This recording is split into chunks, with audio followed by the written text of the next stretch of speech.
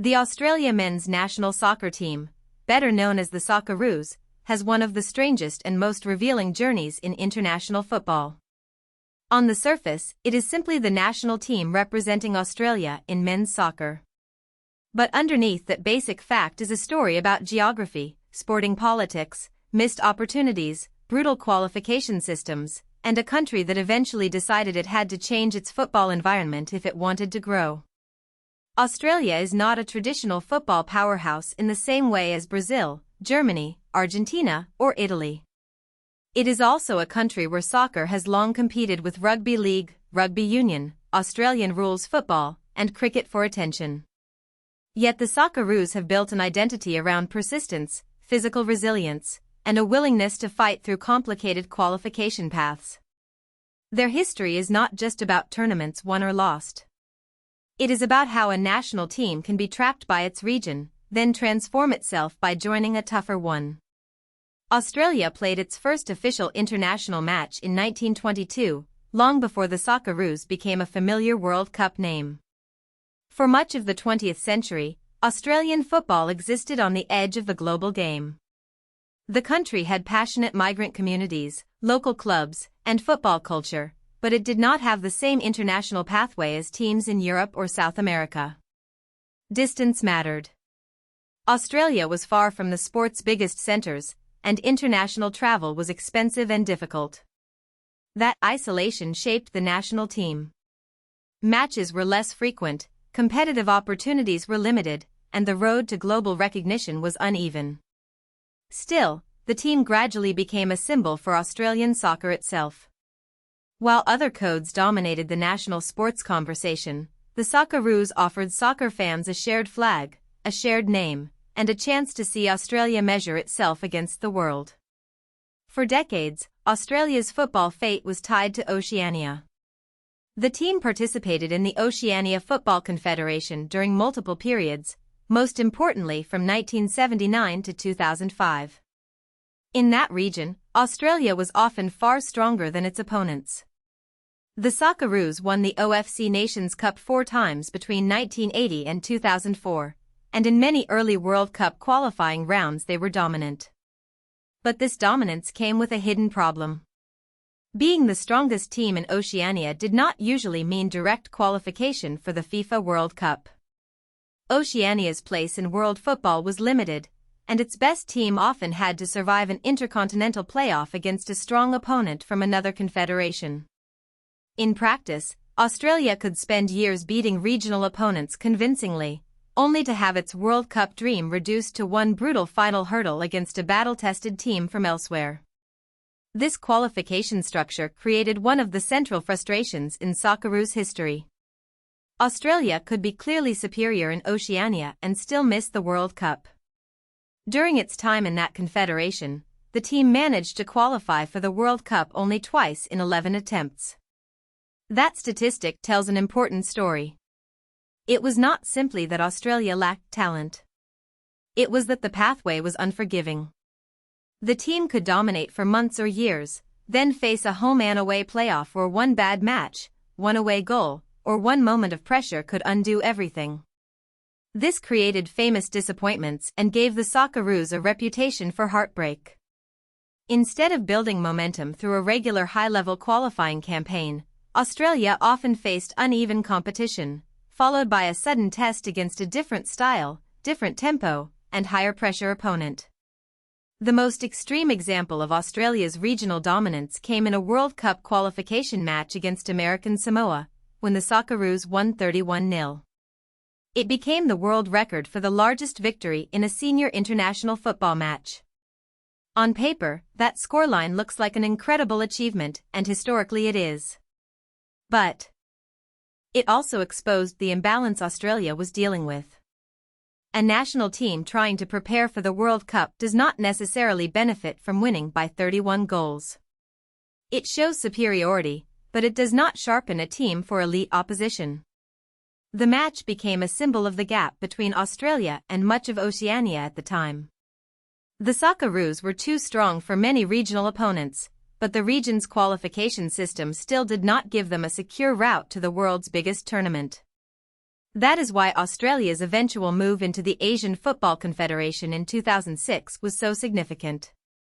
It was not just an administrative change.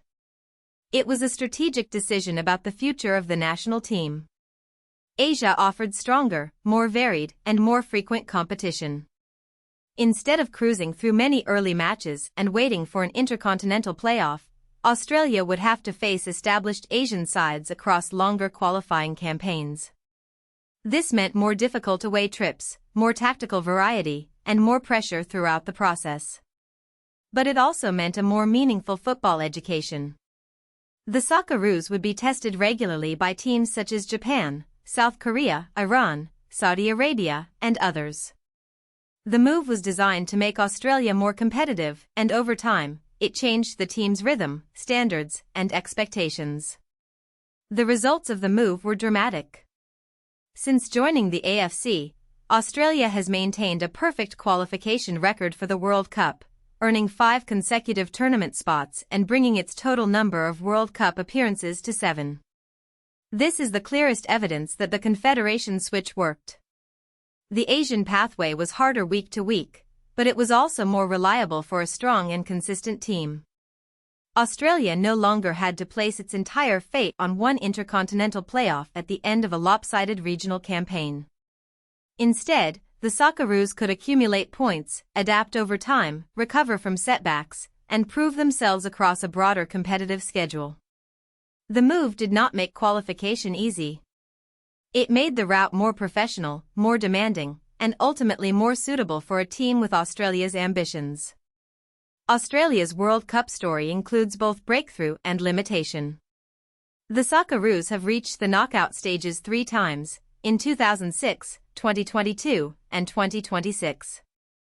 Reaching that round matters because for many national teams, the World Cup group stage is already a major test of depth, composure, and tactical discipline. Australia's best teams have usually not been built around endless superstar talent.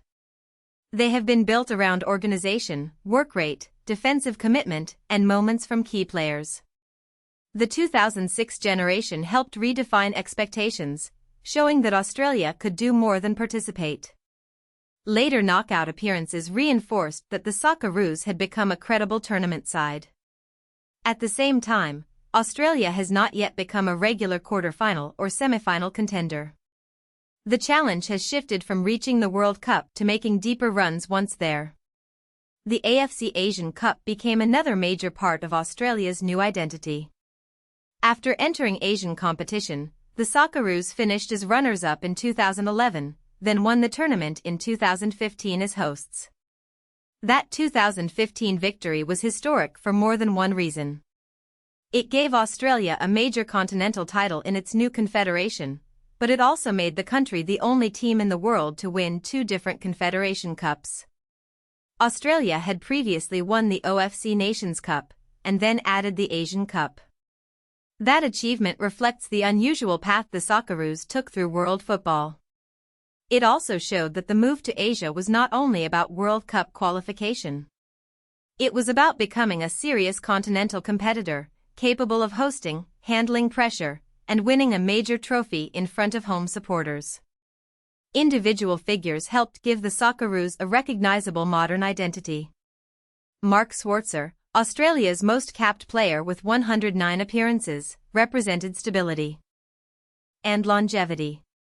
As a goalkeeper, he became associated with some of the country's most important football moments, especially during an era when Australia was trying to prove itself internationally. Tim Cahill, the team's all-time leading scorer with 50 goals, became the symbol of decisive attacking moments. Cahill's reputation was built not only on numbers, but on timing. He scored important goals, often in high-pressure situations, and became one of the faces of Australian football around the world. These players mattered because national teams need more than systems. They need icons who give fans a memory, an image, and a reason to believe when the stakes are highest. Rivalries have also shaped Australia's football story. The early rivalry with New Zealand came naturally from geography and Oceania competition. For a long time, New Zealand was Australia's most familiar regional opponent, and matches between the two carried local pride as well as sporting significance. Another major rivalry developed with Uruguay, largely because of Intercontinental World Cup playoff battles. Uruguay represented the painful final obstacle that often stood between Australia and the global stage. After the move to Asia, Japan became one of Australia's most important rivals. That rivalry grew from repeated high-stakes meetings, contrasting football styles, and the fact that both teams were competing for leadership in the Asian football landscape. Each rivalry reflects a different era, Oceania identity, playoff heartbreak, and Asian ambition. Today, the Socceroos stand as one of international football's best examples of structural adaptation. Their story proves that national team success is not only about players, coaches, or tactics. It is also about the competitive environment a team lives in. Australia was powerful in Oceania, but that power did not translate into consistent World Cup access. By moving into Asia, the team accepted harder regular competition in exchange for a better developmental pathway and a more credible qualification route. The result has been more consistent World Cup participation, a major Asian title, and a stronger place in global football. The Socceroos are still chasing their next breakthrough, a deeper World Cup run, a new generation of stars, and a larger place in Australia's crowded sports culture. But their journey already shows how a team can change its future by changing the road it travels. If you found this helpful, please like this video and subscribe for more explainers.